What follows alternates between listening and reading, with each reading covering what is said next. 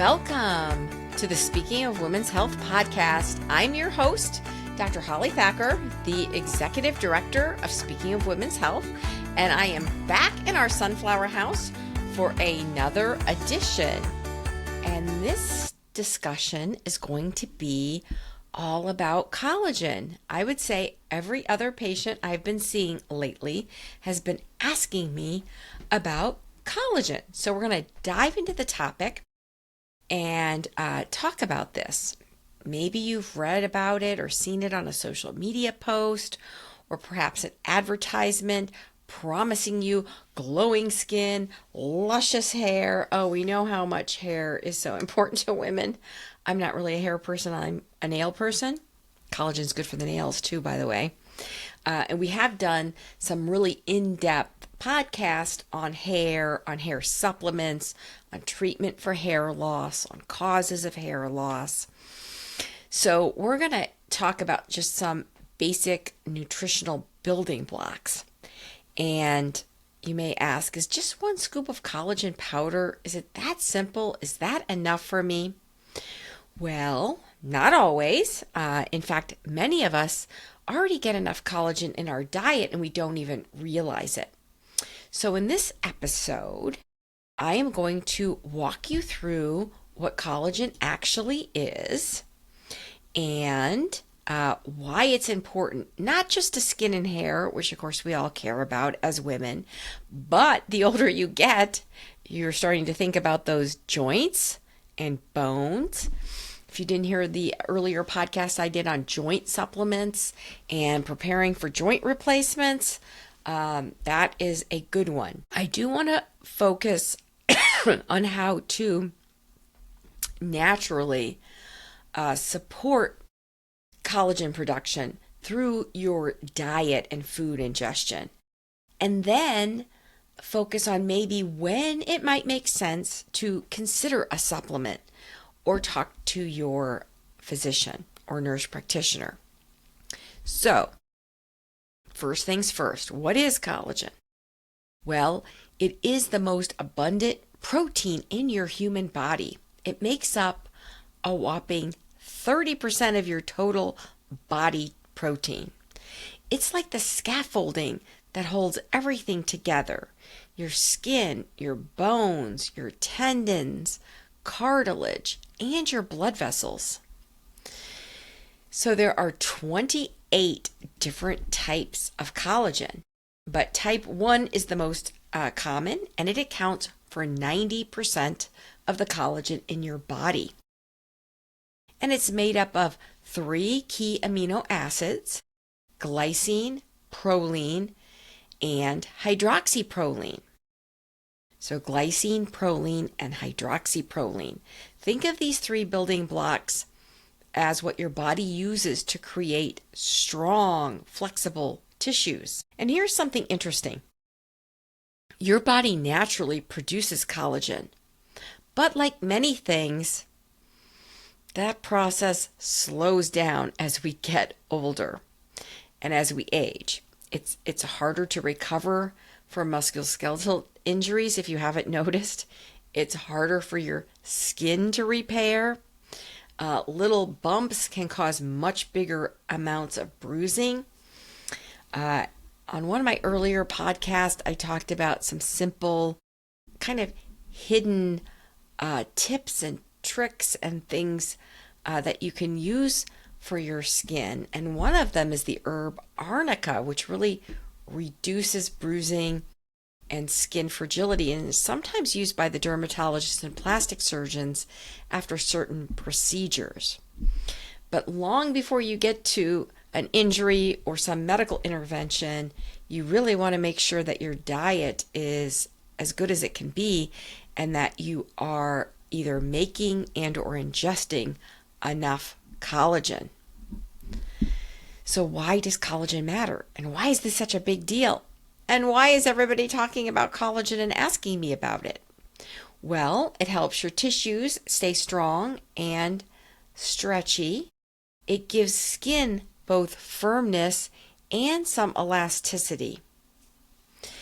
It's crucial for your joint health, your bone strength, and wound healing.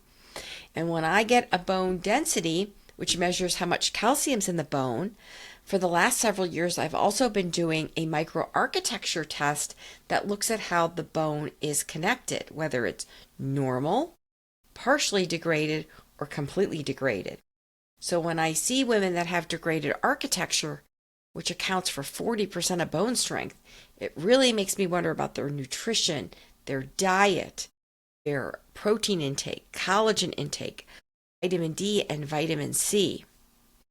And collagen even plays a role in replacing dead cells, and a lot of skincare routines involve exfoliation, taking off the layer of dead skin. The catch as we get older, our collagen production really does start to decline. And for women, that drop becomes, no surprise, more noticeable after menopause. And by the time we hit our 60s, both men and women experience significant reductions in collagen levels. So not only do you notice a lot more wrinkling, but joint stiffness and perhaps an acceleration in the loss of the bone density. So aging is a part of the life cycle and is somewhat considered to be natural and expected. But there's a lot of lifestyle habits that accelerate collagen aging. So let's talk about the big ones. Smoking. It reduces blood flow to your skin. It damages collagen fibers. In fact, a lot of surgeons will not do elective surgery on smokers, particularly if it's cosmetic or it involves the skin, but also musculoskeletal procedures and tendon surgeries.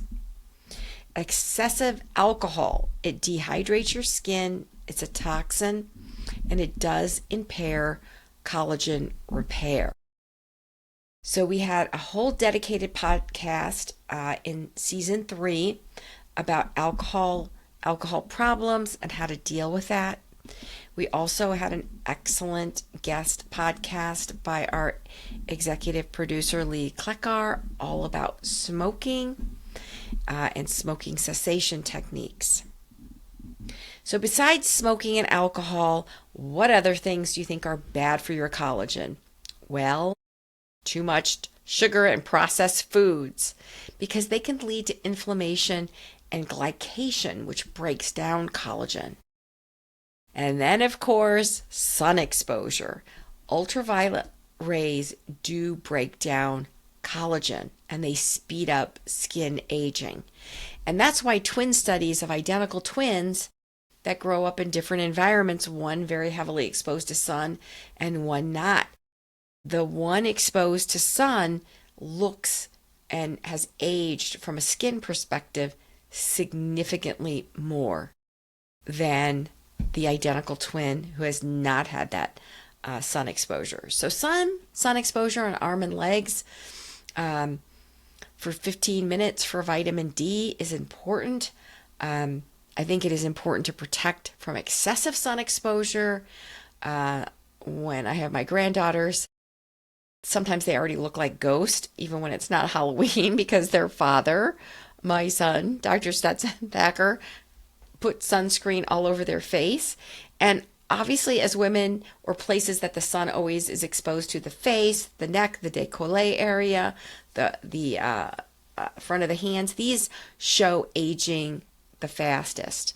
I think maybe having parts of your legs and arms exposed to get some natural sunlight for vitamin D production can be helpful. However, after age 40, the skin really doesn't make vitamin D that well, and that's why at that age it's important to have vitamin D supplements. Certainly breastfeeding babies, that's the one thing they do need is vitamin D drops, and in general with infants, and I am so blessed to have so many infants in my life, certainly in my family, but there's been like a little mini baby boom amongst coworkers and friends and neighbors, and that's lovely.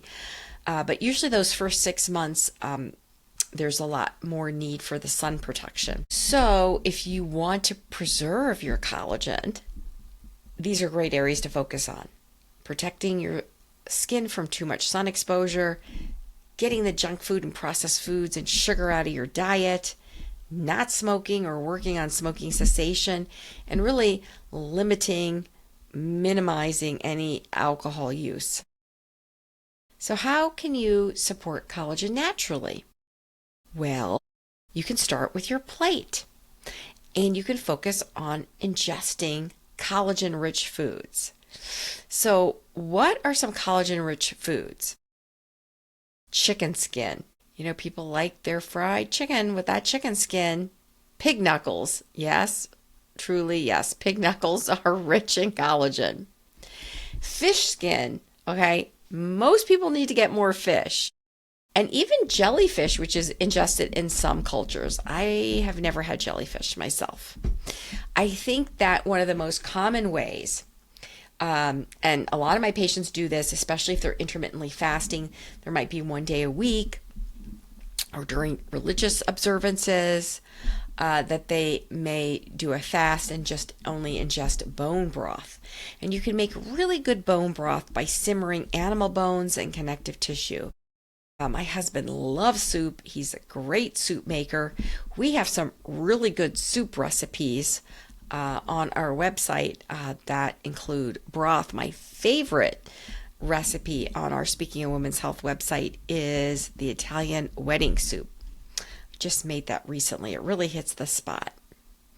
But even if you're not eating these foods regularly, your body can still make collagen as long as you're getting the right nutrients.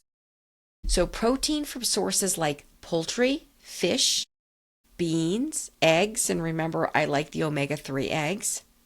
Vitamin C, which is essential for collagen synthesis, is found in citrus fruits, bell peppers, leafy greens, and berries. Zinc and copper, which help activate the enzymes involved in collagen production. So the next time you're grocery shopping, think about how your choices will help your skin and joints from the inside out.